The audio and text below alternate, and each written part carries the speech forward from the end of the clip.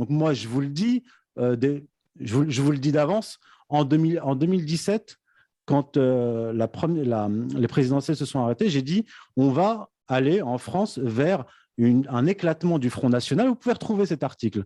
C'est à la fin des idéologies modernes et des partis politiques.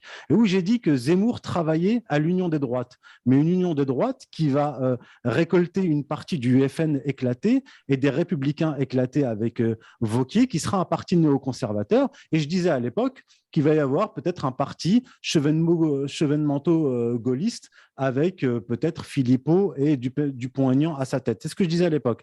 Et là, c'est ce qui va se passer en fait. En 2022, quand Marine Le Pen va se ramasser, elle se ramassera d'autant plus que Zemmour va lui piquer des voix au premier tour et qu'il n'appellera pas à voter pour elle au second tour. Elle devra certainement arrêter la politique et à partir des cendres, des ruines du Front National et de LR, ils reconstruiront un parti néocon avec peut-être à sa tête Éric Zemmour. Et là, il n'y aura pas de place à prendre. Ça va être l'épuration. Si certains anciens du FN, comme par exemple Jean-Yves Le Gallou, etc., qui est d'ailleurs quelqu'un de brillant et d'intelligent, s'imaginent qu'il va être choisi pour remplacer Marine Le Pen, ils se trompent. Ça va être le grand nettoyage. Donc ça, c'est de la prospective, c'est aussi ce que je fais depuis des années, et je vous l'annonce dès maintenant, et on se reverra en 2022.